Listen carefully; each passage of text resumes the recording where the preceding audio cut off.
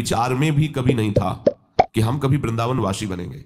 हमारे विचार में भी कभी नहीं था कि हम लाडली जो जानते नहीं थे तो उपासना क्या, जहां पैदा हुए शरीर को और जो क्षेत्र है वो सब महादेव का महामहिम।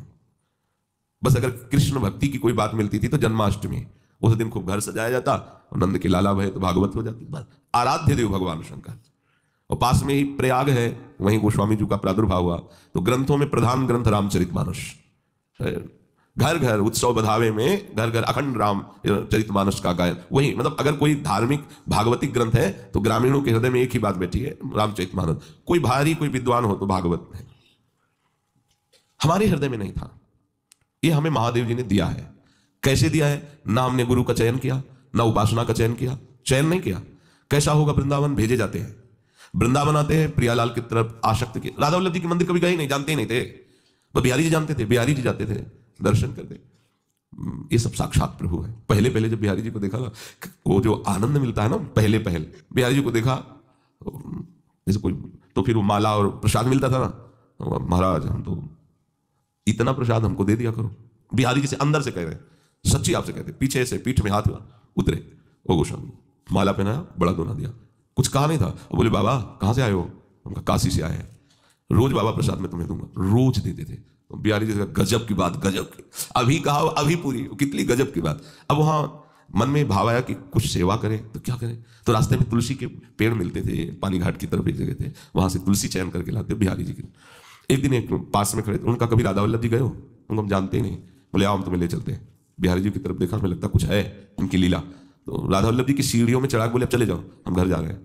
राधा वल्लभ जी ही पहली बार राधा वल्लभ जी को देखा, ऐसा लगा चिर परिचित है, एक अपनापन सहज में। अब ना हम राधा वल्लभ जी को गए और ना हम किसी राधा वल्लभी संप्रदाय के किसी भी रसिक महापुरुष से संबंध किया, कुछ नहीं, जानते ही नहीं थे ना, कोई मतलब ही नहीं। जब जानकारी हो तो हो ना। रोज परिक्रमा। अब एक सखी गा रही थी, प्रिया बदन छवि चंद्र मनो प्रीतम ने। ये प्रभु को घसीटना होता है ना जिस जीव को, जहां वो लीला होती, ऐसा लग रहा था साक्षात, मतलब ये शब्द हमारे अंदर जाके हमको घसीट रहे हैं। नजदीक चलने लगे और हम कहा कि ये ग्रंथ कहाँ मिलेगा, आप हमें लाके दे देंगे? हमारे पास तो अर्थ रहता नहीं था पैसे। तो उनका ग्रंथ तो हम तुम्हें दे सकते हैं, लेकिन ग्रंथ तुम्हारे काम का नहीं रहेगा। जटाएं और लाल कपड़ा, त्रिपुंड लगा हुआ शिव जी का। तो क्यों? बोले बिना राधा वल्लभ जी के बने ये वाणी का रंग नहीं चढ़ता। वो कैसे राधा वल्लभ जी का बना जाता है? बोले किसको जानते हो? वो राधा वल्लभ जी को जानते हो, मंदिर में दर्शन करने जानते हो उनके। बोला बगल में वहाँ गोसाई जी बैठे थे ना, उनसे कहो राधा वल्लभ जी को बना देंगे। देख रहे हो, कहीं हम नहीं है। ये सब जो हुआ। एक दिन हरिवंश महाप्रभु के मंदिर में पूज्य गोस्वामी जी श्रृंगार सेवा कर गए। ए बाबा सुन जी, हमारे संप्रदाय में एक रस में डूबे हुए महापुरुष हैं। पूज्य महाराज जी का नाम लिया और कहा कभी उनके पास बैठिए। हमारे हम तो जानते नहीं, वो हम बताते हैं। परिक्रमा मार्ग में लाडली कुंज में मदन टेर के सामने वो रहते हैं। जी महाराज जी। ठीक सुबह बलराम परिक्रमा करते आता था, कुटिया में परिक्रमा करके चला जाता था। ऐसे परिक्रमा, बड़ा भाव उसका, श्रद्धा का, वो भगवान की पार्षद हैं, उन्हीं ऐसा प्यार केवल भगवान की तरफ से ही मिलता है।